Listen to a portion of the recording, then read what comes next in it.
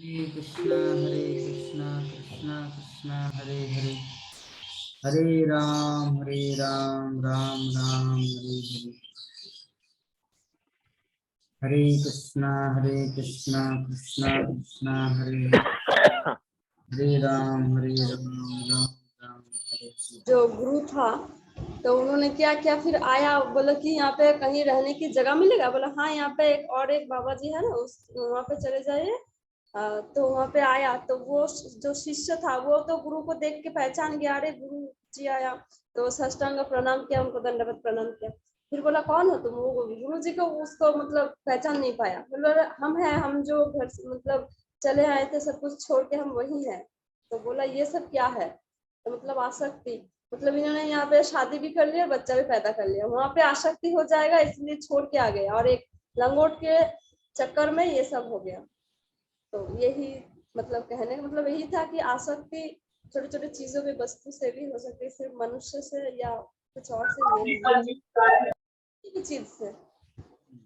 इसीलिए एकमात्र आसक्ति भगवान श्री कृष्ण में ही लगाना चाहिए, अन्यथा यह आसक्ति हमारा पुनर्जीवन का, पुनर्जन्म का कारण बनता है।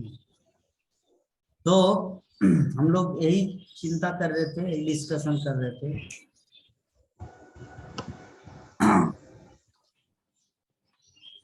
तो युधिष्ठिर महाराज एक ऐसे महाराज थे, तो उन्होंने इसे आसक्ति को अनासक्ति में कैसे बदला, उसके पीछे कारण यही है कि उन्होंने अपने जीवन में कृष्ण तत्व विज्ञान को समझ लिया था। इसी प्रकार हम लोग अपने जीवन में अगर कृष्ण तत्व विज्ञान को अगर समझे तो हमारा भी आसक्ति संसार में नहीं होगा, भगवान कृष्ण के प्रति होगा, अन्यथा हम लोग को पछताना पड़ेगा। कभी कभी हम लोग का ऐसा होता है ना, 10 रुपया अगर पॉकेट से गिर गए और पता ना चले तो सब समय टेंशन रहता है, कहाँ गिरा, कहाँ गिरा रे बाबा। यद्यपि मंथली 50,000 कमा रहे हैं, फिर भी 10 रुपया गिरा तो उसके बारे में चिंता करते, क्यों? क्योंकि उसको पता नहीं चल रहा कहाँ गिरा। यद्यपि उस समय ये माया देवी का खेल है। हमारा उद्देश्य क्या है? मन मना भव मद भक्तो मद्दाजिमं नमस्कुरु, सब समय भगवान कृष्ण के बारे में चिंता करना चाहिए। लेकिन माया देवी ऐसे प्लान करते हैं कि हम लोग कृष्ण चिंतन ना करके दूसरा चिंतन करें। ठीक है, ये है प्रॉब्लम। तो जो भी है, तो युधिष्ठिर महाराज भगवान कृष्ण के पार्षद थे। युधिष्ठिर महाराज मूल रूप से तो देखा जाए तो धर्मराज थे। धर्मराज कहाँ पे रहते हैं?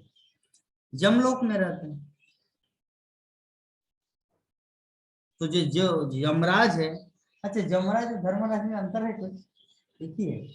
हाँ, तो 12 महाजन में से 12 महाजन में से यमराज भी एक महाजन, इसीलिए भगवान के महान भक्त। तो इस दृष्टिकोण से वो पार्षद है। पार्षद किसको कहा जाता है? पार्षद मतलब जो भगवान के ही समीप रहना चाहे, कोई दूसरा चीज का चिंता ना करे, उसी को पार्षद कहा जाता है। सपार्षद जैसे होता है राजा, राजा के साथ क्या मंत्री सब समय रहेंगे, तो मंत्री को पार्षद कहा जा सकता है। उसी प्रकार भगवान कृष्ण के जो शुद्ध भक्त होते हैं, अभी भक्त और शुद्ध भक्त में अंतर क्या है? शुद्ध मतलब प्योर, कोई उसमें जैसे घी मतलब क्या होता है? देसी गाय का घी, उसको कहा जाता है घी। और जैसे एक घी लाए हैं अगरबत्ती जलाने, क्या बोलते हैं, सोलता जलाने के लिए, दिया जलाने के लिए 240 रुपया में 1 किलो वो लेके आए हैं। और जब खाते हैं, खाते कौन सा वाला? 800 रुपया में 1 किलो वाला। तो दोनों घी है, तो एक है शुद्ध और एक है मतलब भक्त और शुद्ध भक्त, मतलब घी और शुद्ध घी। तो ये ऐसा होता है, एक शुद्ध और एक भेजल। भगवान को धोखा देते हैं आप लोग, नहीं? हाँ? भगवान को धोखा दे रहे हैं आप लोग। दिया जला रहे हैं तो अच्छे घी से जलाइए। नहीं नहीं, ये जरूरत नहीं है, भगवान को नहीं, लाइट चाहिए। अब अपने से मन अच्छा शुद्ध होना भगवान चाहिए, घी शुद्ध नहीं होगा तो भी चलेगा। मैं बता रहा हूँ, मैं प्रभुपाद का फिलोसॉफी आपको बता रहा हूँ। हमारे इस्कॉन मंदिर में बड़ा बड़ा लाइट हेलोजिन लगा हुआ है। जब राधा माधव का पर्दा खोलता है ना गोविंदम, तो बड़ा बड़ा लाइट जलाता, उस समय घी का दीपक नहीं जलाया जाता भगवान को दिखाने के लिए। भगवान को चाहिए लाइट, ठीक है, तो लाइट के लिए बंदोबस्त है बस। इसीलिए देश काल परिस्थिति समझना है। खाना अलग है और दिया जलाना अलग है। 800 रुपया खरीद करके घी जलाएंगे, तब मुझे राजा के घर में पैदा होना चाहिए था, ठीक है। तुच्छ एक भक्त है, कृष्ण के दासों के दासों के दासों के दास, और 800 रुपये का घी का दिया जलाएंगे। जो भी है, क्या चर्चा चल रहा था? आसक्ति चल रहा था, वो हरिण की, हिरण की। जी, तो भगवान श्री कृष्ण के पार्षद है युधिष्ठिर महाराज, तो हम सब भी पार्षद तो लाभ करेंगे अगर हम लोग शुद्ध भक्त बनेंगे तो। अभी हम लोग नकल घी खा रहे हैं 240 रुपया किलो, तो 800 रुपये वाला खाना है, ठीक है, तब हमारा जीवन सफल होगा।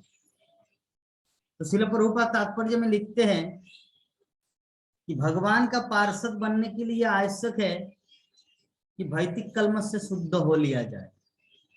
भौतिक कलमश का अर्थ क्या होता है? कलमश का अर्थ होता है पाप, और पाप कई तरह के होते हैं। एक मन का पाप होता है, एक एक्टिविटीज क्रिया होता है। जैसे मन के पाप को ईर्ष्या कहा जाता है। हम लोग जलते हैं दूसरे से, पूजा माता जी भी जलते हैं कि मेरा 24 साल उम्र होगा अभी तक शादी नहीं हुई, लोग अपने पति पत्नी कितना सुंदर 4 चक्का गाड़ी में घूम रहे, देश दुनिया स्विट्जरलैंड घूम रहे, और मैं यहाँ पे अकेली पड़ी पड़ी हूँ, मालकिन के लिए चाय बना दे रहा हूँ। ईर्ष्या होता है दूसरों को देख के, तो ये है मन का पाप।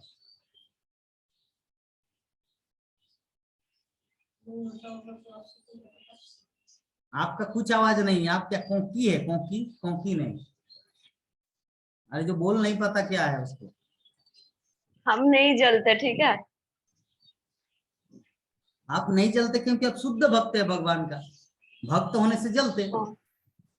जैसे उमा शंकर प्रभु जलते हैं मुझे, मेरे पर, क्या प्रभु जी आप मायापुर धाम में वास करते, मैं क्या अकेले अकेले, अरे कोई बात करने वाला तो चाहिए, वो जलते हैं।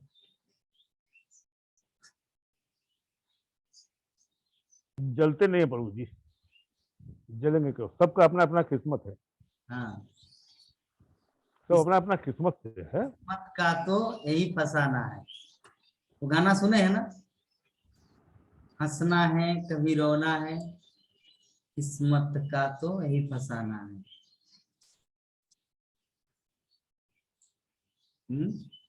क्या?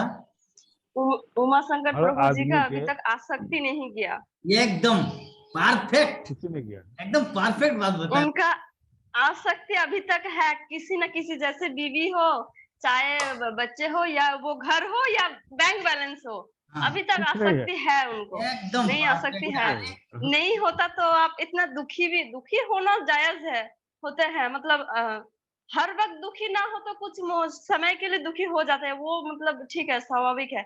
लेकिन आपका जो आसक्ति है ना, आपका बातों से वो आते हैं कि आप किसी से ऊपर, किसी वस्तु हो या किसी व्यक्ति हो, आप आसक्ति है अभी तक।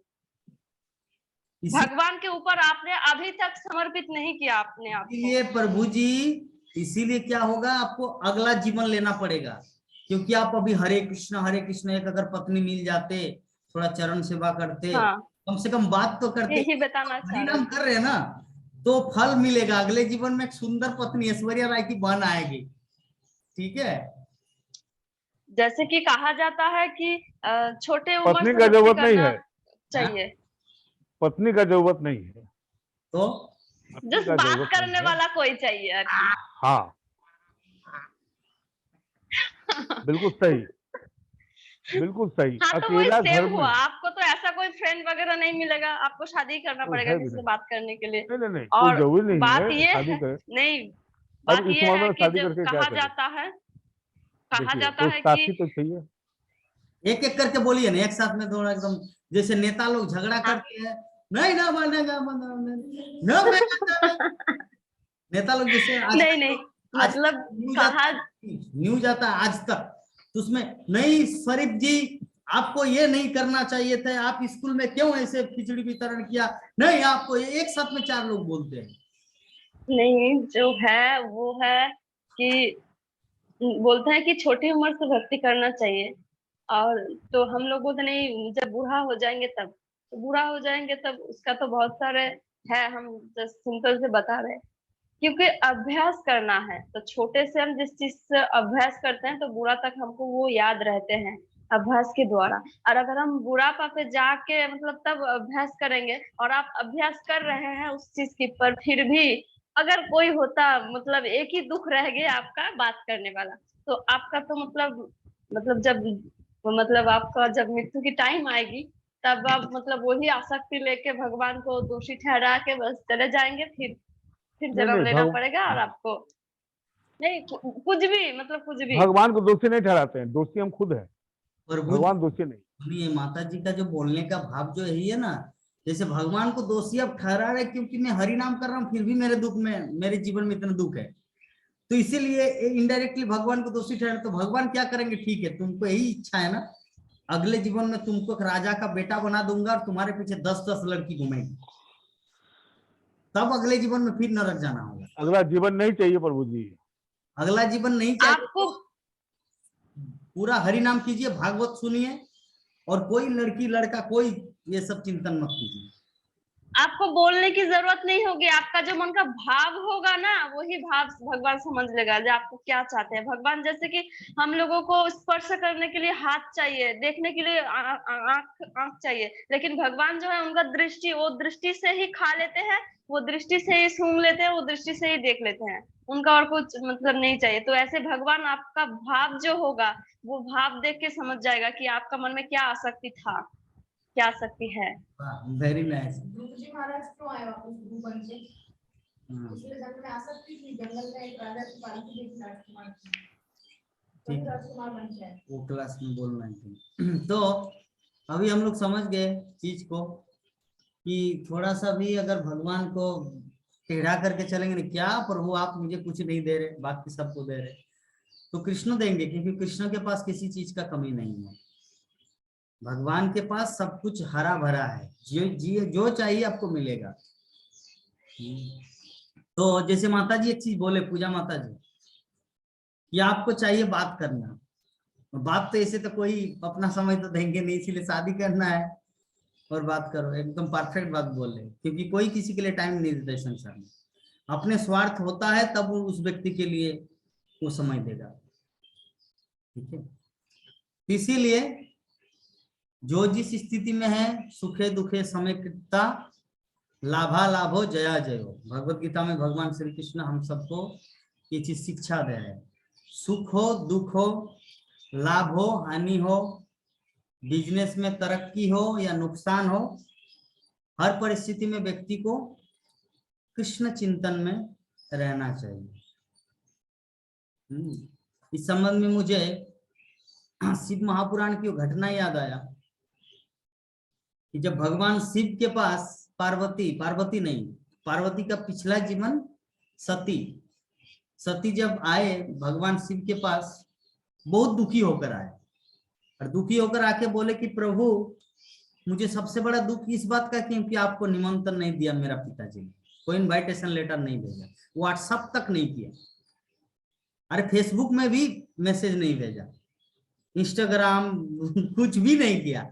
ये नॉर्मल मैसेज तो करना चाहिए, व्हाट्सएप थोड़ा ये कुछ भी नहीं, तो मुझे इस चीज का दुख है। और दूसरा किसी के और एक दूसरा चीज है, जब दक्ष महाराज का जब यज्ञ हो रहे थे ना, तो शिव जी कैलाश पर्वत पर है, तो जितने सारे देवी देवता लोग उनके वहां जा रहे हैं, मान लीजिए एक एग्जाम्पल के माध्यम से दिखा रहे हैं, तब आप लोग समझेंगे। ये देखिए, ये है कैलाश पर्वत, ठीक है, ये है कैलाश पर्वत, आप लोग को दिखाई दे रहे हैं, और दक्ष महाराज का यज्ञ चल रहा है यहाँ पर, यहाँ पे यज्ञ चल रहा है, और देवी देवता निवास करते हैं यहाँ पे स्वर्गलोक में, और ये है कैलाश। ठीक है, नहीं नहीं नहीं, ये उदाहरण ठीक नहीं है। ये जो दक्ष महाराज का यज्ञ चल रहा है यहाँ पर, देखिए ध्यान से देखिए, आप लोग चीज को समझिए। पूजा माता जी इधर मन भटका रहे हैं। हाँ प्रभु जी, नहीं नहीं देख रहे हैं। ये है स्वर्गलोक, ये है कैलाश पर्वत जहाँ पे शिव रहते हैं, और ये है मतलब दक्ष महाराज जहाँ पे यज्ञ कर रहे हैं। तो देवी देवताओं को इनविटेशन मिला, तो इनका एरोप्लेन इधर से सीधा आना चाहिए, यस और नॉट, सीधा आना चाहिए। हाँ यस। लेकिन हाँ। ये लोग जलाने के लिए देवी देवता का ऐसे करके एरोप्लेन को लेके जाके ऐसे ऐसे घुमा के यहाँ पर ले आए, ताकि शिव ठाकुर यहाँ पे देखे कि ये सब इतना एरोप्लेन कहाँ जा रहा है, इतना फ्लाइट इंडिगो, आपका एयर सिटी और क्या क्या, इतना फ्लाइट कहाँ जा रहा है, इतना सारे देवी देवताओं का फ्लाइट। ऐसे करके पूरा परिक्रमा करके ये लोग दक्ष महाराज के यहाँ हरिद्वार आते थे। यद्यपि ये सीधा मार्ग, सीधा शॉर्टकट में आ सकते थे, ताकि शिव जी को निमंत्रण नहीं मिला तो कोई बात नहीं, उसको पता भी नहीं चली। लेकिन ये सब 33 करोड़ देवी देवता ऐसे करके यहाँ पे घूम पाक दे के आ रहे हैं सब। तो इसीलिए देवी पार्वती मतलब देवी सती, उनको बहुत दुख हुआ यार, पिताजी को थोड़ा भी शर्म नहीं है, चलिए मैं जाके देखूं। तो इतना चिंतित, इतना उनका चेहरा जो पूरा दुख का मूर्तिमान स्वरूप। तो शिव जी ने एक बात बताया था, भगवान शिव उनको एक ही चीज बताया कि देवी, आप जैसे भगवान के भक्त को, आप जैसे भगवान के भक्त को सर्वदा प्रसन्न चित्त रहना चाहिए, हर काल में, हर देश परिस्थिति में, हर परिस्थिति में आप जैसे भक्त को प्रसन्न चित्त रहना चाहिए। न दुख न सुख, न सर्दी न गर्मी, प्रसन्न चित्त रहना चाहिए। कुछ भी हो जाए, सब कुछ भगवान की इच्छा से हो रहा है, ये भाव से आपको प्रसन्न होना चाहिए। तो भगवान शिव, जो शिव महापुराण में ये चीज जो बताए, ये चीज हमारे जिंदगी में अपनाना है कि हर परिस्थिति में एक भक्त को प्रसन्न रहना चाहिए, क्योंकि सब कुछ कृष्ण की इच्छा से होता है, सब कुछ कृष्ण की इच्छा से होता है। तो शिव जी उनको मना कर रहे थे, देखो वहां पे मत जाओ, दक्ष महाराज के यज्ञ में मत जाओ, क्योंकि वहां पे जाओगे तुम मेरा इंसल्ट, निंदा सहन नहीं कर पाओगे, और ऐसी अवस्था में वो इतना निंदा करेगा आपका पिताजी, और आप वहां पे भस्म हो जाएंगे। पहले ही बता दिया था कि ऐसा ऐसा होने वाला है। जैसे राइटर क्या करते हैं, फिल्म बनने से पहले राइटर लिखता है, डायरेक्टर सोचता है, प्रोड्यूसर को बोलता है, और प्रोड्यूसर फिल्म का निर्माण करते हैं कि यहाँ पर एक गाना होगा, हीरो हीरोइन इधर से एक, फिर वहां पर गुंडा दौड़ेंगे, अमरीश पुरी के पीछे अमिताभ बच्चन उसको मारेंगे। ये पूरा जो है सेटअप वो डायरेक्टर दिमाग देता प्रोड्यूसर को, और प्रोड्यूसर उसे बनाते हैं। तो सबसे पहले कौन लिखता है? लेखक, राइटर। तो शिव जी पहले ही ये सब बोल दिए थे कि ऐसा होने वाला है, आप वहां जाओगे तो इंसल्ट सहन नहीं कर पाओगे, और जिसके कारण तुम अपने आप को आत्महत्या करो। ये सब एवरीथिंग डिस्कस, लेकिन फिर भी जिद्दी, नहीं मैं एक बार तो आखिरी चांस शांति प्रस्ताव लेके तो जाऊंगी, पिताजी को समझाऊंगी कि मेरे भगवान, मेरे शिव कितने महान हैं। तो ऐसा भाव लेकर गया, लेकिन अंत में विफल हुआ। इसीलिए व्यक्ति का जो पहला एक्सप्रेशन पड़ता है ना लाइफ में, वो सारा जीवन भर वैसा रहता है।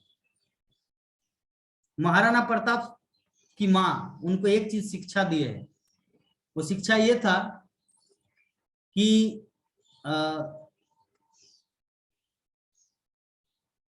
आप कौन हो इसका परिचय है आपके चरित्र के द्वारा। आपका जैसा चरित्र है ना, वही आप हो। और बाकी दुनिया में बहुत सारे लोग आपको बहुत कुछ बोलेंगे, हाँ प्रभु जी आपका लेक्चर इतना सुंदर है ना, आप तो शुद्ध भक्त है, मायापुर धाम में वास करते हैं, जिसे शिला प्रभुपाद का पूरा ज्ञान आपको मिला। तो दुनिया के लोग बहुत कुछ बोलेंगे, क्योंकि उनको आपके बारे में मिसअंडरस्टैंडिंग है, इसीलिए वो आपका असली परिचय नहीं जान पाए। लेकिन आप अपना असली परिचय जानोगे आपका चरित्र के द्वारा, ठीक है। तो इसीलिए व्यक्ति को सर्वदा अपने चरित्र के ऊपर ध्यान देना, क्योंकि एक बार किसी चीज का दाग लग जाता है तो मिटता नहीं। और चैतन्य चरितमृत में कहा गया है सन्यासी अल्प छिद्र सर्वलोके गाय, कि जो महान व्यक्ति होते हैं, जो महान आत्माएं होते हैं, या जो रिनाउंस अर्थात जो वानप्रस्थी होते हैं, घर त्याग देते हैं, अगर वो थोड़ा सा भी गलत काम करे तो वो प्रॉब्लम क्रिएट करेगा। आसाराम बापू गलती किया, सारा जगत उनका गुणगान कर रहे हैं कि किस तरह का साधु है, यद्यपि जो गुणगान कर रहे हैं वो भी कहाँ का ब्रह्मचारी है। मीडिया वाला वो लोग क्या ब्रह्मचारी आश्रम में जाके ब्रह्मचारी पालन कर रहे हैं क्या? सब फालतू। अरे भाई विश्वामित्र जैसे व्यक्ति फॉल डाउन हुए तो हु आर अस, हम लोग कौन है? किस खेत के आलू है या किस खेत के मूली है ना? विश्वामित्र मुनि जो भगवान के पार्षदत्व में भगवान के साथ लीला करने वाला व्यक्ति फॉल डाउन हो सकते हैं, दुर्वासा मुनि क्रोधित हो सकते हैं। कली युग के साधारण प्राणी कली के प्रभाव, एक तो कली का प्रभाव, दूसरा माया का प्रभाव। पहले युग में क्या था? माया का प्रभाव था, और अभी वर्तमान में माया प्रभाव के साथ साथ कली का प्रभाव है, दो, इसीलिए व्यक्ति उठ नहीं पाते ऊपर। पहले युग में ओनली माया का प्रभाव था, व्यक्ति थोड़ा सा शुद्ध भक्ति करके उसको जीत लेते थे। लेकिन वर्तमान में एक साथ में दो तीर आते हैं। मान लीजिए आपका एक धनुष बाण है और दो व्यक्ति आपको शिकार कर रहे हैं, तो आप तो एक तीर में तो दो नहीं निकाल सकते। You are not a Arjun, आप अर्जुन नहीं हो कि एक तीर मारेंगे तो दोनों के पास जाएगा, है ना? दो व्यक्ति मार रहे मतलब घायल होंगे, एक को बचाने जाओगे तो ये आएगा। अगर कली से मुकाबला करेंगे तो माया से भी माथा खराब करेंगे, और माया से मुठभेड़ करने जाएंगे तो कली आपको हड़पेगा, है ना?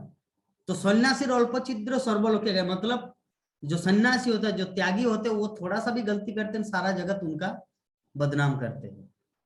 तो खैर we know very well, Asaram Bapu ये सब थोड़ा बहुत गलती किए हैं और नहीं करना चाहिए जो चीज उन्होंने किया, लेकिन हम तो उदाहरण दे दिए कि कली युग है, कली का प्रभाव, माया का प्रभाव दोनों अटैक करता है। और शुद्ध भक्ति नहीं होता था ना, वो थोड़ी इस्कॉन से कनेक्टेड है या चार नियम को पालन करते हैं।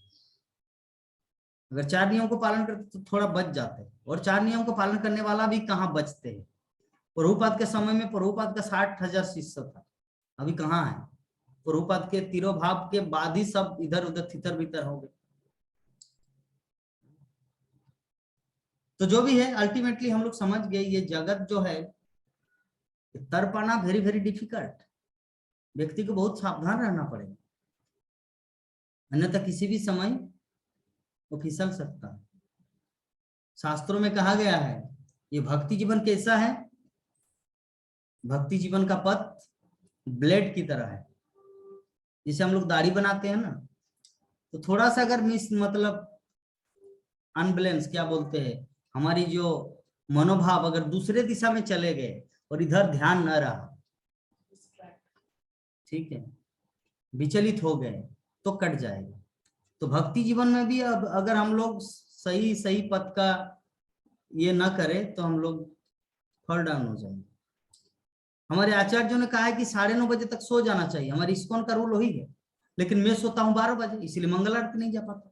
और माता जी सोते हैं आप लोग का 9 बजे, वो मंगल आरती जाते हो आप लोग की लक्ष्मी माता। मैं फॉलो नहीं करता, इसीलिए मैं प्रॉब्लम में पड़ता हूँ। 12 बजे तक मैं विभिन्न प्रकार का बुक्स पढ़ता हूँ, विभिन्न प्रकार के ऐतिहासिक घटनाओं को देखता हूँ, क्या क्या जगत में हुआ वो सब देख के ही मेरा 12 बज जाता है। आप लोग की माता भी, अरे नींद तो मेरा सबसे प्यारा है, सो जाते हैं, इसीलिए उठ पाते हैं, 2 बजे उठ जाते हैं, तब कुछ स्नान वगैरह करके मंगल आरती चले जाते। अगर विभा माता जी अगर साथ में रहते तो माता जी तो आनंद से भर जाते, हाय माता जी अगर अगला जीवन लेना पड़े तो आपकी बहन रूप में आओ ऐसा मतलब फील हो सकते थे। खैर सबका अपना अपना, देखिए जो जैसा चाहता है उनको ऐसा मिल जाता है। आपकी माता जी कहाँ मायापुर के बारे में कभी आई थी? बिफोर मैरिज, मुझसे शादी से पहले वो तो मायापुर का सिर्फ नाम सुनते थे, नाम सुने थे, संधारती दर्शनार्थी सब मोबाइल में देखते थे। तो भगवान ने बोला कि अरे तुम्हारा इतना मेरे प्रति इतना आसक्ति है, चलो तुमको मेरे घर में ही रख देते हैं। महाप्रभु उठा के ले आया रुक्मिणी की तरह। रुक्मिणी भगवान का सिर्फ शब्द सुने थे, भगवान ऐसे ऐसे लीलाएं की, काश वो मेरा पति होता, ओ तुम मुझसे ऐसा चाहते हो, चलो तुमको लाते हैं। तो भगवान से जो भी चाहेंगे सब पूरा होगा। कब पूरा होगा वो उनके हाथ में, लेकिन पूरा। तो जो भी है, आज का जो श्लोक है हम लोग समझ गए कि युधिष्ठिर महाराज जैसे वैराग्य हम लोग को भी बनना है। सब कुछ होते हुए भी अपने आप को वैराग्य का प्रैक्टिस करना है। तो किसी भी तरह का कुछ प्रश्न हो तो आप लोग पूछ सकते हैं, किसी के मन में किसी भी तरह का। बोलिए उमाशंकर प्रभु जी। भाग गए, बंद करके कहां चला गए? पूजा माता जी बोलिए, क्या प्रश्न है? बोले कि प्रभु जी मैं क्या प्रश्न करूं, मैं तो खुद लेक्चर देती हूँ। ऐसा है क्या? तो बोलिए। प्रश्न बहुत आते हैं लेकिन हम खुद ब खुद निकाल लेते हैं। मेरे मन में कोई प्रश्न आते ही नहीं, क्योंकि हम मतलब हमको जितना समझना था हम उतना समझ गए। और प्रश्न तो मतलब और कुछ जाओ, मतलब जैसे कि युधिष्ठिर महाराज ने सिर्फ भगवान को मतलब जान लिया था, ऐसे है हमको उनके साथ रहना, भगवान को पूरी तरीके से जान लिया। और ये विषय वस्तु क्या होगा क्या नहीं होगा, पूरा पृथ्वी क्या होगा हमको नहीं देखना, वो भगवान देख लेगा, हमको तो बस भगवान को देखना है। मेरा भी वही है। तो मेरे मन में कोई प्रश्न नहीं आता कि ये कैसे हो गया, ये कैसे होगा, वो कैसे होता है, मतलब हमको नहीं जानना, जैसे भी है हो जाएगा, ठीक हो जाएगा। इसके लिए कोई प्रश्न इसीलिए नहीं है, मतलब आते हैं लेकिन हम वो प्रश्न को खुद ब खुद ही सोल्यूशन बना लेते हैं। हाँ ऐसा होगा शायद, भगवान मतलब भगवान है सब कुछ में, हम भगवान को जोड़ देते हैं किसी भी चीज में। वाह, बहुत सुंदर, गुड, ठीक है। और किसी का कुछ? विभा माता जी का कुछ प्रश्न है? माता जी का तो ऑफिस में यहाँ पे आधा मन रहता है, 50%, क्योंकि डर भी रहता है कोई आके, क्या विभा माता जी आप ऐसे क्या कर रहे हैं, तो आपको तो ब्रह्मचारिणी आश्रम में चला जाना चाहिए, ऑफिस का काम करके ऑफिस का, ऐसा कोई डांट दे, इसलिए माता जी का वो डर रहता है।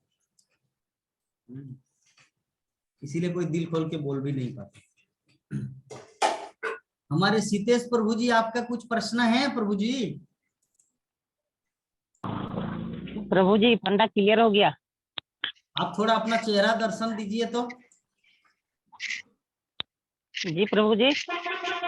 अपना मुखमंडल दर्शन करवाइए। क्या दुकान है ये? जी प्रभु जी, ये मोटर पार्ट का ऑनलाइन बैंकिंग जेरोक्स ये सारा चीज का होता है सर। ओ अच्छा, आप अकेले रहते हैं दुकान में? जी गुरु जी। अकेले रहते हैं दुकान में? हाँ हाँ अकेले रहते, एक भाई है मेरा, वो जॉब करता है, साथ में मेरे को हेल्प भी करता है। बहुत कितने पानी? अच्छा, तो इस प्रकार रोज भागवत की कक्षा में आएंगे ना? जी प्रभु जी, जैसे जैसे समय मिलेगा हेडफोन लगा के हाँ, समय देंगे। क्योंकि इस संसार में एकमात्र कृष्ण रहेगा हमारे साथ, बाकी आएगा और चला जाएगा इस संसार में। बहुत सुंदर, चलिए, ये देखिए, ये तो अच्छा, ये मेन रोड है। वाह गुड। कितने बजे दुकान खोलते हो, ये घर जाते ये हो? मेरा दुकान है। जी प्रभु जी। कितने बजे घर जाते हैं, कितने बजे दुकान खोलते हैं?